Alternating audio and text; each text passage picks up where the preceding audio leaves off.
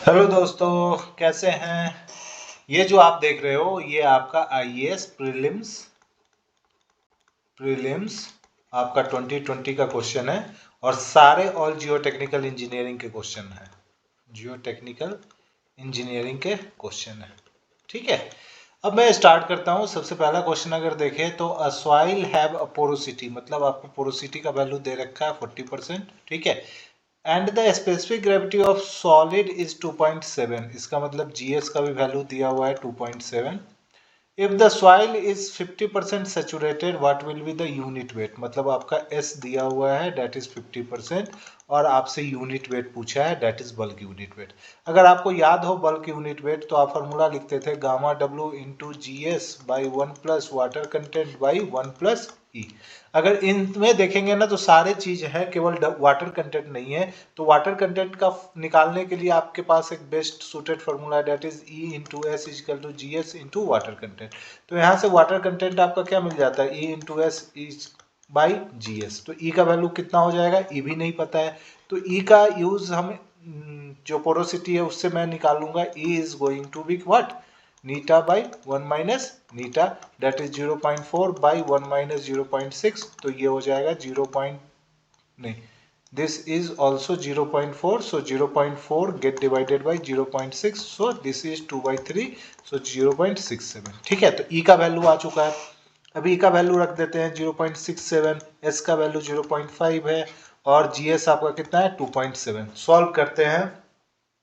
जैसे ही आप इसको सॉल्व करोगे तो व्हाट इज द वैल्यू देखते हैं। 0.67 मल्टीप्लाइड विद 0.5 और गेट डिवाइडेड बाई 2.7, तो ये आ जाता है 0.12। इसका मतलब वाटर कंटेंट कितना आ गया है, वाटर कंटेंट आ गया है 0.12। सारे वैल्यू को हम पुट कर देंगे गामा बी वाले इक्वेशन में, तो गामा बी क्या हो जाएगा, गामा डब्ल्यू कितना होता है 9.81। ठीक है, जी का वैल्यू कितना हो गया 2.7। ठीक है, 1 plus water content 1.02 by 1 plus e का वैल्यू कितना है, E is going to be 0.67। ठीक है, इसको सॉल्व करते हैं। 9.81 multiplied with 2.7, 1.12 gate divided bye 1.67। ठीक है, इसको सॉल्व कर लीजिए। 9.81 मल्टीप्लाइड विथ हो गया आपका 2.7 multiplied with 1.12 and get divided by आपका हो जाता है 1.67। So this comes out to be what, 18.09। ठीक है, kilo newton per metre cube. ठीक है, कौन सा ऑप्शन आपका बेस्ट सूटेड दिख रहा है, तो C option is the correct one. ठीक है, आपका कौन सा ऑप्शन आ जाता है, सी ऑप्शन आपका करेक्ट हो जाता है। अब ये वाला क्वेश्चन देख लेते हैं। इस वाले क्वेश्चन में आप देखेंगे तो क्या दिया हुआ है, oven dried weight of A PAT of clay is 10.8 gram. ठीक है, इसका मतलब क्या है, वेट ऑफ सॉलिड होगा, क्योंकि आपको पता है कि जब भी ओवन ड्राइड मास होता है सॉइल का, इसका मतलब क्या होता है, वेट ऑफ सॉलिड ही होता है, क्योंकि उसमें वाटर तो कुछ होगा नहीं। ठीक है, तो ये वेट ऑफ सॉलिड आपको दे दिया गया है 10.8 ग्राम। ठीक है, mass of mercury displaced on immersion is 84.2। इसका मतलब क्या है, मैं आपको ये फिगर से शो करना चाहता हूँ। ये मान लीजिए कोई सॉइल का पैट है। ठीक है, इसके पास क्या होगा, यही आपका क्या होगा, सॉइल सॉलिड होगा। ठीक है, सॉइल सॉलिड होगा और ये तो ओपन स्पेस है, एयर होगा इसमें। ठीक है, लेकिन ये पूरा क्या है, आपका सॉइल पैट है विथ वॉल्यूम भी, मैं इसको शो कर रहा हूँ। इसका डब्ल्यू एस आपको पता है दैट इज 10.8 ग्राम। ठीक है, ये आपको पता है। ठीक है ना, अब आपको वॉल्यूम ऑफ वॉइड्स नहीं पता है, ये जो वॉल्यूम जो जिसमें एयर है। ठीक है, तो इसमें आपको क्या क्या क्या होगा कि ये आपका जो है दैट इज क्या होगा, वॉल्यूम ऑफ सॉलिड होगा और ये वाला जो वॉल्यूम होगा that is the volume of voids होगा। ठीक है, अब देखिए अब क्या हुआ है कि जब आप इस पैट को, ठीक है, इसको मैं क्या बोल रहा हूँ, सॉइल पैट। ठीक है, इसको जब आप क्या करते हो, एक मरकरी में डिप कर देते हो। सपोज कर लेते हैं इसमें क्या है, मरकरी फील्ड है। ठीक है, मरक्यूरी फील्ड है। ठीक है, इसमें आप सॉइल के पैट को क्या कर रहे हैं, इमर्स कर दे रहे हैं। ठीक है, जब इमर्स करेंगे तो जितना सॉइल का पैट का वॉल्यूम है उतना ही वॉल्यूम ऑफ मरकरी क्या होगा, डिस्प्लेस हो जाएगा, मतलब बाहर आ जाएगा। तो आपको दिया हुआ है जो मरकरी डिस्प्लेस्ड है ना, उसका वेट आपको पता दे दिया गया है, ठीक है। तो वेट ऑफ मरकरी डिस्प्लेस्ड मैं लिख दे रहा हूँ, ठीक है, डिस्प्लेस्ड मैं लिख दे रहा हूँ, कितना है 84.2 ग्राम है, ठीक है। और अगर एक तरह से देखें तो ये जो मरकरी डिस्प्लेस्ड हुआ है वो कितने वॉल्यूम का होगा, तो वॉल्यूम ऑफ जो आपका ये सॉइल मास का, सॉइल पैट का जो वॉल्यूम होगा उसी के बराबर तो क्या होगा, मरकरी डिस्प्लेस हुआ है, ठीक है, कहने का वही मतलब है। अब आप आगे से आपसे क्या बोल रहा है, if the specific gravity of solid is 2.72, इसका मतलब क्या है, जीएस का भी वैल्यू आपको दिया हुआ है 2.72, ठीक है। अब आपसे बोल रहा है कि the density of the mercury is 13.6 ग्राम पर, मतलब आपको गामा ऑफ मरकरी भी दिया हुआ है 13.6 ग्राम पर सीसी। अब आपसे पूछा है कि श्रिंकेज लिमिट क्या होगा, ठीक है। अब मुझे एक चीज केवल बता दीजिए यहाँ पे कि जब आपका वेट ऑफ मरकरी जो आपको पता है, ठीक है, जो डिस्प्लेस हुआ है, तो आप यहाँ से वॉल्यूम ऑफ द मरकरी निकाल सकते हैं। वॉल्यूम ऑफ मरकरी जो डिस्प्लेस्ड हुआ होगा वो निकल सकता है ना इजी वे में। कैसे निकालेंगे आप, weight of mercury gate divided bye क्या लिखेंगे, यूनिट वेट ऑफ मरकरी, ठीक है। बस यही सिंपल सा लिखने वाले हैं आप। तो मुझे बताइए कि कितना वैल्यू आएगा आपका, 84.2 आएगा, गेट डिवाइडेड बाय 13.6 होगा, तो ये आपका यूनिट क्या चीज में आ जाएगा, सीसी में आ जाएगा। तो आप एक बार कैलकुलेट कीजिए कि व्हाट इज द वॉल्यूम, ठीक है। तो ये जो वॉल्यूम आपका आ जाएगा 84.2 गेट डिवाइडेड बाय 13.6, ठीक है। तो ये वैल्यू आ रहा है 6.19 सीसी, ठीक है। इसका मतलब ये जो वॉल्यूम ऑफ मरकरी जो डिस्प्लेस हुआ है वो आर्बिट्ररी किसके बराबर होगा, this is equal to volume of soil pat, ठीक है। सॉइल पैट के ही बराबर होगा वॉल्यूम, क्योंकि जो सॉइल पैट इस पे जब आप इंसर्ट करते हैं तो उसी के वॉल्यूम के कोरस्पॉन्डिंग मरकरी क्या होगा, बाहर आएगा। इसका मतलब जो ये टोटल भी आपको पता चल चुका है कितना, 6.19 सीसी, ठीक है। अब ये पता चल चुका है। श्रिंकेज लिमिट टेस्ट अगर आपको याद हो तो आप कैसे करते थे, सबसे पहले आप क्या बनाते थे, एक पैट एक आपके पास कंटेनर होता था, ठीक है। एक आपके पास क्या होता था, कंटेनर होता था। उस कंटेनर में आप सॉइल एंड वाटर को मिक्स कराते थे। वाटर कुछ ज़्यादा लेते थे जिससे आपका पुट्टी टाइप ऑफ कंसिस्टेंसी होता था, ठीक है। तो इसका मतलब ये फिगर बनने वाला था, टू फेज डायग्राम। यहाँ पे आपका सॉइल सॉलिड होगा, सॉइल सॉलिड होगा, और जो भी वॉइड्स है वो सारे के सारे किससे फिल्ड होंगे, वाटर से फिल्ड होंगे, ठीक है। उसके बाद आप इसको क्या करते थे, ड्राई होने छोड़ देते थे, ओपन ओपन टू सन, ठीक है ना, ओपन टू सन में आप इसको ड्राई होने देते थे, ठीक है। तो इनिशियली ये कुछ क्या होता था, ड्राई होता था, ठीक है। तो ड्राई कहाँ से होगा, इसका मतलब कुछ वाटर का वॉल्यूम क्या होगा, इवोपोरेट हो जाएगा, तो इसका वॉल्यूम रिड्यूस होता था, ठीक है। क्योंकि आपको श्रिंकेज लिमिट के लिए पता है कि श्रिंकेज लिमिट कब होता है, जब आपका वाटर का मतलब सॉइल का वॉल्यूम रिड्यूस करते जाता है और एक पॉइंट के बाद वो कांस्टेंट हो जाता है, ठीक है। जिस पॉइंट पे वो कांस्टेंट होना स्टार्ट होता है उसी को आप क्या बोलते हो, श्रिंकेज लिमिट बोलते हो। याद आ रहा है ना, वही आपका क्या होता था, श्रिंकेज लिमिट होता था, ठीक है, श्रिंकेज लिमिट, ठीक है। इसका मतलब क्या है कि जब ये वॉल्यूम धीरे धीरे ड्राई होगा, ठीक है, ड्राई होता जाएगा, ठीक है ना, ड्राई होता जाएगा। ड्राई होने के बाद जब ये वॉल्यूम क्या हो जाएगा, सॉइल मास का कांस्टेंट हो जाएगा, तो जिस पॉइंट से वो कांस्टेंट होना स्टार्ट हुआ है उस समय जो भी water content of the soil होगा that will be known as क्या, श्रिंकेज लिमिट, ठीक है। तो देखिए पहला बार में आपने, अगर मैं इसको अगर W1 बोलूं, इसको WS बोलूं, तो ये तो WS सभी में सेम होंगे, WS सभी में सेम होगा, लेकिन ये वाटर आपका धीरे धीरे क्या हो रहा है, रिड्यूस होता जा रहा है। वेट ऑफ वाटर आप अगर देखेंगे तो धीरे धीरे क्या होता जा रहा है, रिड्यूस होता जा रहा है। लेकिन एक इंस्टेंट के बाद अगर आप देखेंगे तो W3 क्या हो चुका है, कांस्टेंट हो चुका है, ठीक है। कांस्टेंट हो जाने के बाद आप उसको क्या करते हो, ओवन में प्लेस करते हो, तो सारा का सारा वाटर क्या हो जाता है, इवोपोरेट हो जाता है, और इसका जो वॉल्यूम आता है वो अनचेंज्ड आता है। और उस समय भी आप बोलते हैं कि इसके पास क्या है, वेट ऑफ सॉलिड है, और जितना ये वाटर था सारे के सारे वाटर इवोपोरेट हो जाएंगे और एयर बन जाएंगे, ठीक है। तो जिस पॉइंट से आपका वॉल्यूम कांस्टेंट होना स्टार्ट हुआ है, मतलब ये वाला पॉइंट देखेंगे तो यहाँ पे वॉल्यूम कांस्टेंट होना स्टार्ट हुआ है, इसका मतलब यहीं पे जो वाटर कंटेंट होगा that is W3 by WS, यही आपका श्रिंकेज लिमिट को डिफाइन करेगा, ठीक है। तो आप अगर देखें कि जब ये कांस्टेंट वॉल्यूम जब आपका कांस्टेंट हो गया है तभी तो आपने ड्राई करना स्टार्ट किया ना। तो ये जो वॉल्यूम है, ठीक है, ये जो वॉल्यूम है यही आपका यहाँ पे भी वॉल्यूम ऑफ द सॉइल मास है, क्योंकि सॉइल मास यहाँ के बाद क्या है, कांस्टेंट हो चुका है।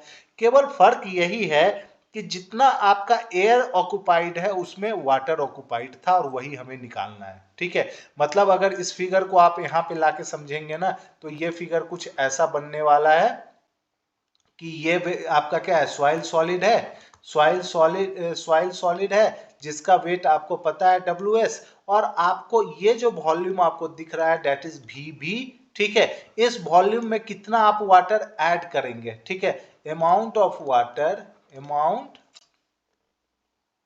ठीक है, amount of water that is, ठीक है, that is in this volume, in this volume is, ठीक है, is corresponding to shrinkage limit, is corresponding to shrinkage limit. ठीक है, इसका मतलब इसका जो वॉइड्स के इक्विवेलेंट आपका जो वेट ऑफ वाटर होगा, दैट मीन्स आप क्या कर देंगे, वेट WW3 आप कैसे निकाल लेंगे, तो VB get multiplied with gamma W। ठीक है, तो यही आपको वेट ऑफ वाटर दे देगा। जैसे ही वेट ऑफ वाटर दे देगा तो आप ये फॉर्मूला लगा के क्या निकाल सकते हैं, श्रिंकेज लिमिट निकाल सकते हैं। ठीक है, तो देखिए अभी जो क्वेश्चन में आपको ये वाला दिया हुआ है ना, वो यही दिया हुआ है, इसी के वॉल्यूम के कोरस्पॉन्डिंग दिया हुआ है कि ये आपका ओवन ड्राइड सॉइल है। ठीक है, ओवन ड्राइड सॉइल है, उसमें आपका वेट ऑफ सॉलिड आपको पता है, और ये वॉल्यूम अगर आप निकाल लेंगे ना, ये वाला वॉल्यूम, उसको आप गामा W से मल्टीप्लाई कर देंगे तो वही आपका क्या आ जाएगा, वही आपका वेट ऑफ वाटर WW3 आ जाएगा। तो कैसे निकालेंगे, देखिए आपने टोटल वॉल्यूम निकाल लिया है, टोटल वॉल्यूम 1.69 निकल गया है। अगर मान लीजिए बाई एनी मीन्स VS अगर हमें पता चल जाए तो आप निकाल लेंगे ना, VB equal to what, 6.19 minus VS। अब VS कैसे पता चलेगा, तो आपको G का वैल्यू दिया हुआ है ना, तो आपको क्या, आप क्या लिखते हैं, GS is nothing but WS by VS into gamma W। ठीक है, तो यहां से आपका VS क्या आ जाएगा, WS by GS into gamma W, बस सब्स्टिट्यूट कर दीजिए। WS आपने निकाल रखा है, कितना है 10.8 मैंने लिख दिया। GS कितना है 2.72, और गामा W 1 ग्राम पर सीसी ले रहे हैं, तो ये भी आपका सीसी में आ जाएगा। तो इसको सॉल्व करके बताइए कि कितना वैल्यू आ गया, 10.8 गेट डिवाइडेड बाई 2.72 आ जाएगा, तो ये आपका आ रहा है 3.97, ठीक है, सीसी। अब देखिए VS आपको पता चल चुका है तो VB आप निकाल लेंगे ना, VB कितना हो गया 6.19 माइनस 3.97, तो कितना आ जाता है बताइए, 6.19 माइनस 3.97। ठीक है, तो this comes out to be what 22.22 cc. ठीक है, 6.19 गेट डिवाइडेड बाय 3.97, तो 2.22 सीसी। मतलब जो वॉल्यूम ऑफ वाइड्स भी हमें पता चल चुका है, तो वेट ऑफ वाटर अब हमें मिल जाएगा ना। क्या निकाल लेंगे आप, WW3 में बताया था तो VB में यही लिख रहा हूं, तो ये VB इंटू गामा W हो जाएगा, और क्या लिखेंगे आप 2.22, ठीक है, मल्टीप्लाइड विद गामा W क्या होता है 1 ग्राम पर सीसी होता है, तो दिस इज 1। ठीक है, तो ये कितना हो जाएगा 2.22, और ग्राम है तो ये भी ग्राम में आ जाएगा। ठीक है, जब वेट ऑफ वाटर आपको पता चल चुका है तो आप क्या निकाल लेंगे, shrinkage limit, this is nothing but WW3 by WS, बस वैल्यू पुट कर दीजिए। 2.22 गेट डिवाइडेड बाई WS कितना है 10.08, 10.8, तो वैल्यू बता दीजिए कि कितना आ जाएगा। ठीक है, 2.22 भागा 10.8, तो ये आ रहा है आपका, this comes out to be 0.2056। ठीक है, तो वाटर कंटेंट अगर आप यहाँ पे देखेंगे ना तो परसेंटेज में है, तो मैं इसको परसेंटेज में अगर बदलूंगा तो ये 20.56% होगा, और डी ऑप्शन आपका करेक्टली मैच हो जाता है। कौन सा ऑप्शन करेक्टली मैच हो जाता है, डी ऑप्शन करेक्टली मैच हो जाता है। तो इस तरह करके हम ये वाला क्वेश्चन सॉल्व कर लेंगे। ठीक है, अब देखिए ये जो क्वेश्चन है वो आपसे पूछा जा रहा है, the suitability number of A backfill, ठीक है, इज नियरली अबाउट। देखिए कोई भी जब आप बैकफिल को आप रखते हैं ना, प्लेस करते हैं, तो उसका जो डेंसिफिकेशन है वो डिपेंड करता है इस सुटेबिलिटी नंबर पे। ठीक है, जितना कम सुटेबिलिटी नंबर होगा उतना बेस्ट वो बैकफिल मटेरियल की तरह बिहेव करेगा। और अगर आपको सुटेबिलिटी नंबर अगर आपको निकालना है ना, तो इसका फॉर्मूला होता है इसका फॉर्मूला आपका होता है that is going to be suitability number is going to be 1.7 root under 3 by, ठीक है, D50 का whole square plus 1 by D20 का whole square plus 1 by D10 का होल स्क्वायर, ठीक है। तो this is the formula for the suitability number, ठीक है। अब देखिए आपको सारा वैल्यू दे रखा है, D50 दे रखा है, D20 दे रखा है, D10 दे रखा है, बस वैल्यू पुट कर दीजिए 1.7 गेट डिवाइडेड बाय 3, हाँ, और जो डी वाला वैल्यू mm में होनी चाहिए इस वाली इक्वेशन के लिए। जो भी आप डी देख रहे हो D should be in mm, should be in mm में होनी चाहिए, ठीक है। तो 3 बाई D50 क्या है, 1 का whole square plus 1 by D10 0.5 का होल स्क्वायर बाई 1 बाई 0.08 का होल स्क्वायर, ठीक है। अब इसको आप सॉल्व करिए कि कितना वैल्यू आता है, ठीक है। तो 1.7 कितना हो जाएगा, 3 प्लस कितना हो जाएगा 0.5 मल्टीप्लाइड विद 0.5, ठीक है, और 1 गेट डिवाइडेड बाय 0.25, तो दिस इज 4, ठीक है, प्लस कितना हो जाएगा,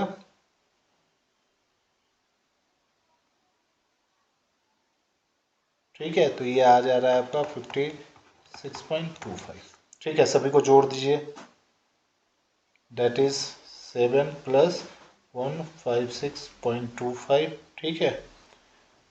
तो ये आपका आ जा रहा है 1.7 रूट अंडर 173.25,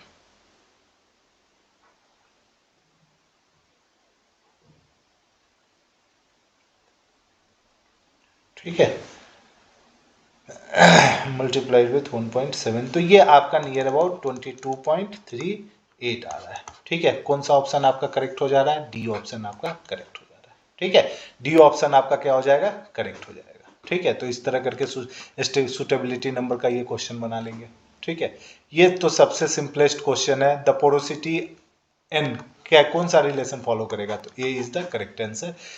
एन आपका क्या होता है, porosity is nothing but e by 1 plus e, ठीक है। तो ऐसे करके ये क्वेश्चन बन जाएगा। देखिए ये क्वेश्चन आपका क्या बोल रहा है, ये बोल रहा है a coarse grain soil has a wide ratio of e का वैल्यू दिया हुआ है 0.78, स्पेसिफिक ग्रेविटी भी दिया हुआ है that is GS equal to 2.67, ठीक है। Critical gradient at which quick sand condition occur, critical gradient आपके पास फॉर्मूला क्या होता है, GS minus 1 by 1 plus e, ये डायरेक्ट फॉर्मूला आप याद कर सकते हैं। तो बस वैल्यू पुट करिए 1 प्लस 0.78 1.67 गेट डिवाइडेड बाई 1.78, जब दोनों को आप सॉल्व कर लेंगे तो क्या वैल्यू आ जाएगा 1.67 गेट डिवाइडेड बाई 1.78, तो ये वैल्यू आ रहा है 0.94, तो D option is the correct one, D option आपका क्या हो जाएगा, करेक्ट हो जाएगा, ठीक है। अब देखिए ये वाला क्वेश्चन देखेंगे, which of the following assumption of the Rankine's theory of lateral earth pressure are correct, ठीक है। आप जब रैंकाइंस फॉर्मूला को डिराइव करते हैं फॉर एक्टिव एंड पैसिव, ठीक है, तो उसमें कुछ एजम्पशन आप एज्यूम करते हैं। तो देखते हैं क्या क्या है आपका दिया हुआ है। The soil is semi infinite homogeneous dry and cohesionless soil, सही बात है। सॉइल आपका सैंडी टाइप ऑफ सॉइल है, इसका मतलब कोहेशनलेस ही तो है, होमोजीनियस होता है, ठीक है, और सेमी इन्फानाइट भी होता है, ठीक है। तो ये ऑप्शन आपका ये करेक्ट है, ठीक है, एजम्पशन करेक्ट है। दूसरा एजम्पशन देखते हैं, the ground surface is a plane which may be horizontal और इंक्लाइंड, ये भी सही बात है। ग्राउंड सरफेस या तो आप प्लेन लेते हैं, आपका हॉरिजेंटल होता है या इंक्लाइंड होता है रैंकाइंस थ्योरी में, तो प्लेनर सरफेस ही है, तो दूसरा ऑप्शन भी सही हो जाता है, ठीक है। तीसरा ऑप्शन देखते हैं, the wall yields about the base and thus satisfy the deformation condition for the plastic equilibrium, Rankine's theory किसके बेस्ड पे था, प्लास्टिक इक्विलिब्रियम के ही बेस्ट पे होता है, और उसमें वॉल कहां से डिफॉर्म करता है, about the base he deform करता है, या तो अवे फ्रॉम द बैकफिल जाएगा या टुवर्ड्स द बैकफिल जाएगा, लेकिन रोटेशन कहां से हो रहा होगा, रोटेशन आपका अबाउट द बेस हो रहा होगा।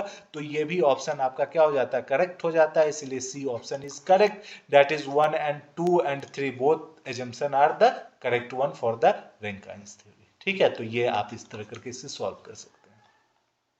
नेक्स्ट क्वेश्चन पे आते हैं। देखिए यहां आपसे पूछा है the ratio of horizontal stress to vertical stress is called coefficient of, देखिए जब आपको पता है कि K is what sigma H by sigma B, ठीक है, इसमें ना तो ये किसके बारे में बोला है, एक्टिव कंडीशन के बारे में बोला है, ना ही पैसिव कंडीशन के बारे में बोला है, ना ही रेस्ट कंडीशन के बारे में बोला है। यह केवल एक रेशियो को डिफाइन करना चाहता है, horizontal stress to the vertical stress. So this is known as earth pressure, not the active earth pressure, not the passive earth pressure, it is simply earth pressure because the condition for the active condition, passive condition or even the rest condition is not specified in this question. It is simply asking what horizontal stress by vertical stress is known as what earth pressure, ठीक है। तो आप इस तरह करके ये question solve कर सकते थे। अब देखिए ये वाला क्वेश्चन देखें, ये आपका कंसोलिडेशन से है।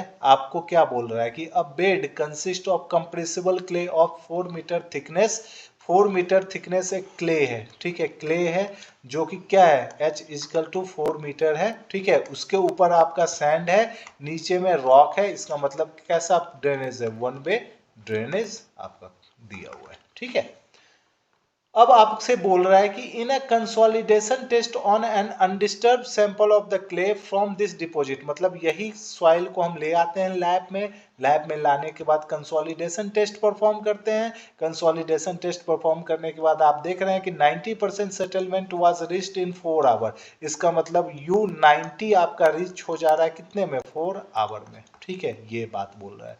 अब देखिए तो स्पेसिमेन जो आप लैब में ले गए थे वो 20 मीटर थिक है, मतलब ये जो स्पेसिमेन आप लैब में ले गए हैं वो 20 mm थिकनेस का स्पेसिमेन है, ठीक है। The time for the building founded over this deposit reaches the 90% of it final settlement will be, इसका मतलब क्या है कि अगर मान लीजिए कोई बिल्डिंग आपने यहाँ पे प्लेस किया है, ठीक है, तो इस वाले फील्ड में आपका U90 कितने टाइम में पहुंचेगा वो आपको निकालना है, U90 कितने टाइम में पहुंचेगा वो आपको निकालना है, ठीक है।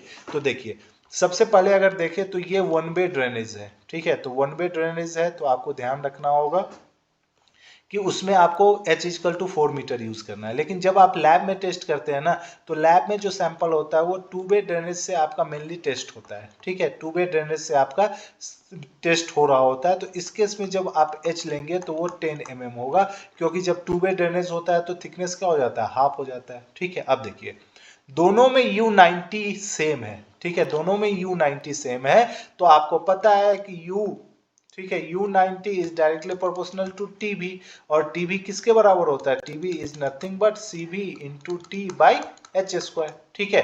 तो यहां से आप यूज कर सकते हैं जब आपका U90 दोनों का, यहां मैं लैब बोल रहा हूं और यहां पे मैं क्या बोल रहा हूं, फील्ड बोल रहा हूं, ठीक है, तो दोनों ही वैल्यू क्या होंगे, सेम होंगे, केवल ये वाला रेशियो अलग होगा, यहाँ CB, ठीक है, टाइम कितना आया है, टाइम 4 आवर आया है, ठीक है। व्हाट इज H, H इस केस में 10 mm है, तो इसको मैं लिख दूंगा 0.01 का होल स्क्वायर, ठीक है। फील्ड की बात करो तो सॉइल पर सेम है तो CB भी सेम होगा, ये T आपको निकालना है, और what is the thickness, thickness is what 4 का होल स्क्वायर, क्योंकि यहाँ पे वन वे ड्रेनेज है। बस सॉल्व कर दीजिए, ये दोनों वैल्यू क्या हो जाएंगे, एक दूसरे को कैंसिल आउट कर देंगे, तो यहाँ से आप निकाल लोगे CB इंटू T बाई 4 का square equal to CB into 4 hour get divided by 0.01 का होल स्क्वायर, ठीक है। तो CB cancel out, T equal to क्या हो जाएगा 4 hour get multiplied with 4 into 4 by 0.01 into 0.01, ठीक है। तो ये तो कुछ नहीं है, ये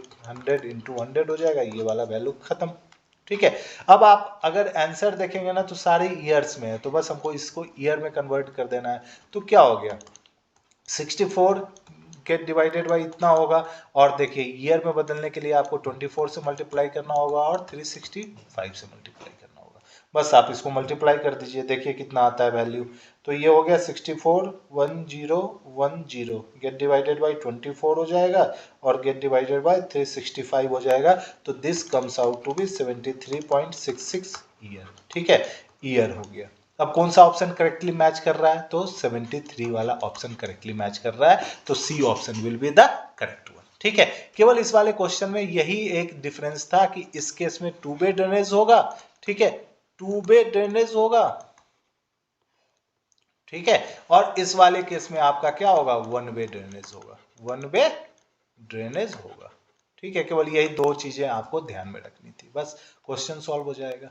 ठीक है, नेक्स्ट क्वेश्चन पे आते हैं। नेक्स्ट क्वेश्चन अगर आप देखेंगे तो ये आपका प्लेट लोड टेस्ट से क्वेश्चन है। ठीक है, क्या कह रहा है भाई क्वेश्चन, तो देखिए, अ 30 सेंटीमीटर स्क्वायर बियरिंग प्लेट, अगर प्लेट का विड्थ की बात करें तो इसको मैं 30 सेंटीमीटर में शो कर रहा हूं, दिस इज 30 सेंटीमीटर। ठीक है, सेटल, कितना सेटलमेंट हुआ है, तो 8 mm। ठीक है, in plate load test on a cohesionless soil when the intensity of the loading is 180 kilo newton per metre square. ठीक है, सॉइल कैसा है, सैंडी टाइप ऑफ सॉइल है। ठीक है, और सेटलमेंट कितना हुआ है, एसपी में सेटलमेंट ऑफ द प्लेट कितना हुआ है, 8 mm का सेटलमेंट हुआ है। ठीक है, लोड आपका दिया हुआ है तो लोड मैं ले लेता हूं, that is 180 kilo newton per metre square. ठीक है, अब आपसे पूछा है the settlement of a shallow foundation of 1.5 metre square under the same load intensity, मतलब लोड इन इंटेंसिटी सेम है।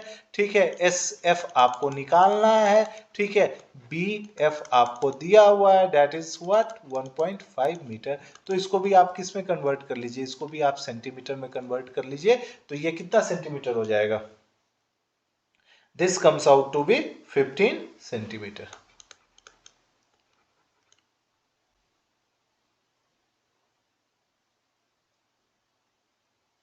Sorry, this comes out to be 150 centimetre. ठीक है, 150 सेंटीमीटर। बस आप सॉल्व कर दीजिए। कैसे कैसे आप सॉल्व करेंगे, तो आपके लिए आपके पास फॉर्मूला होता है S F by S P is nothing but what, B F by into B P plus 30। ठीक है, by B P into B F plus 30। ठीक है, और सभी को आप क्या कर देते हैं, होल स्क्वायर कर देते हैं। ठीक है, केवल यहाँ पे ध्यान रखने वाली ये बात है, यहाँ पे ये ध्यान रखने वाली बात है कि B F and B P should be in centimetre, should be in centimetre, केवल ये ध्यान रखनी है बस। तो आप देखिए, आपको एस एफ तो निकालना ही है, गेट डिवाइडेड बाय मैं 8 कर दूंगा, बी एफ कितना है तो 150, बीपी कितना है 30 प्लस 30। ठीक है, और ये क्या हो जाएगा 30 और 150 प्लस 30 का होल स्क्वायर, बस आप इसको सॉल्व करिए। ठीक है, ये कितना हो जाएगा 5, तो ये हो जाएगा 5 इंटू 60 बाई 180 का होल स्क्वायर। ठीक है, तो कितना आप इसको सॉल्व कर लेंगे, S F is nothing but 3, तो ये 25 बाई 9 इंटू 8, आप इसको सॉल्व कर लीजिए, कितना वैल्यू आ जाता है 25 multiplied with 8 gate divided by 9। ठीक है, तो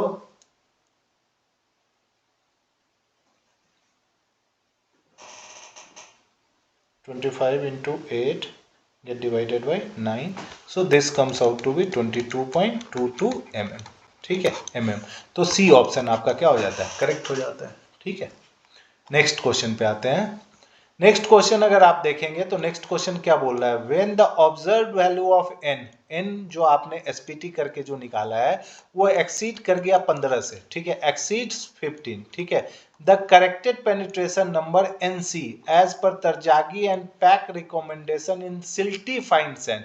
देखिए सॉइल कैसा है, सिल्टी फाइन सैंड है, इसका मतलब आप डायलेटेंसी करेक्शन अप्लाई कर सकते हैं। ठीक है, कर सकते हैं।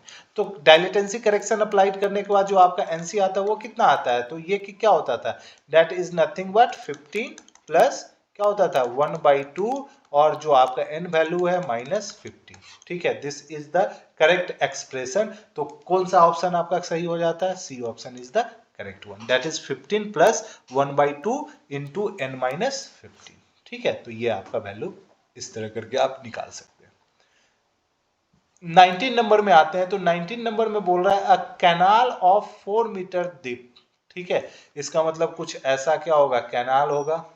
ठीक है, तो हाइट ऑफ कैनाल की बात कर ले तो ये h आपको दिया हुआ है, डेट इज 4 मीटर। ठीक है, स्लोप आपका 1:1 में दिया हुआ है। ठीक है, सॉइल प्रॉपर्टी की बात कर ले तो सॉइल प्रॉपर्टी में E का वैल्यू दिया हुआ है, G का वैल्यू दिया हुआ है, आपको C का वैल्यू दिया हुआ है, आपको फाई का वैल्यू दिया हुआ है। ठीक है, अब आपको टेलर्स स्टेबिलिटी नंबर भी दे दिया है, मतलब SN भी आपको दे दिया गया है। अब आपसे पूछ क्या रहा है, the factor of safety with respect to cohesion in case of sudden draw down. ठीक है, देखिए सडन ड्रॉ डाउन हो रहा है, इसका मतलब ये जो सॉइल होगा ये कैसा होगा, सैचुरेटेड होगा।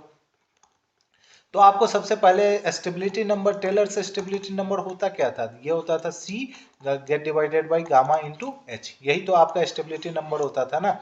तो देखिए C, ठीक है, आपको factor of safety with respect to cohesion निकालना है, इसका मतलब क्या होगा, this is nothing but Cm into gamma into H। ठीक है, तो यहाँ से Cm का वैल्यू आप निकाल लेंगे, that is Sn into gamma into H, और गामा क्या होगा, गामा सेट होगा क्योंकि सॉइल फुल्ली सैचुरेटेड है तो ये सेट होगा। अब देखिए Sn हमें पता है, ठीक है, Sn हमें पता है, गामा सेट हमें नहीं पता है, तो गामा सेट के लिए हम इक्वेशन लगा देंगे, that is what, that is gamma W into g plus e by 1 plus e.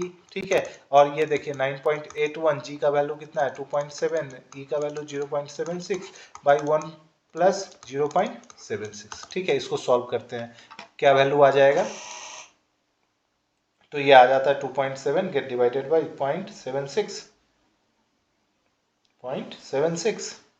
ठीक है, मल्टीप्लाइड विथ 9.81 और गेट डिवाइडेड बाय 1.76। ठीक है, तो this value comes out to be 19.29 kilo newton per metre cube. ठीक है, सारे वैल्यू को पुट कर दीजिए, 0.136 है, ये आपका 19.29 है और H का वैल्यू 4 है। ठीक है, तो कितना वैल्यू आ गया बता दीजिए एक बार, 4 मल्टीप्लाइड विथ 0.136। ठीक है, तो this comes out to be 10.49, ठीक है, kilo newton per metre square. ठीक है, जो मोबिलाइज्ड शियर हुआ है वो इतना है, लेकिन क्वेश्चन में आपको दे रखा है कि कोहेशन इज 15, तो factor of safety is nothing but C by Cm, तो C का वैल्यू आपका 15 है, गेट डिवाइडेड बाई Cm आपका 49 आ जाएगा। तो आपका आंसर क्या हो गया, 15 gate divided by 10.49, so this comes out to be 1.43, so B option is the correct one. B option आपका क्या हो जाता है, करेक्ट हो जाता है। ठीक है, नेक्स्ट क्वेश्चन पे आते हैं। नेक्स्ट क्वेश्चन में आपसे क्या बोला है, द स्टेबिलिटी और shear strength of fine grain soil can be increased, मतलब फाइन ग्रेन सॉइल का स्टेबिलिटी आप कैसे इंक्रीज कर सकते हैं, by draining them with the passes of direct current through dam. इसका मतलब क्या है, सॉइल आपका सैचुरेटेड है, सॉइल आपका सैचुरेटेड है, तो ऑब्वियस सी बात होगा उसका शियर स्ट्रेंथ क्या होगा, कम होगा, क्योंकि C' आप यूज करेंगे, इफेक्टिव स्ट्रेस पैरामीटर आप यूज कर रहे होंगे। लेकिन जैसे आप वाटर को अगर ड्रेन आउट कर दोगे, वाटर का ड्रेनेज आप प्रोवाइड कर दोगे, ठीक है, ड्रेनेज अगर आप प्रोवाइड कर दोगे तो इसका मतलब क्या होगा, ये आपका ड्राई सॉइल हो जाएगा, तो इसका शियर स्ट्रेंथ क्या हो जाएगा, इंक्रीज कर जाएगा, और आप टोटल शियर स्ट्रेंथ पैरामीटर आप यूज करेंगे। ठीक है, लेकिन ड्रेनेज कैसे हो रहा है, ड्रेनेज देखिए, ड्रेनेज आपके पास मैकेनिकल मेथड है, दैट इज कंसोलिडेशन, कॉम्पैक्शन, ये सब कंसोलिडेशन मेनली आपका मेथड है, मैकेनिकल मेथड।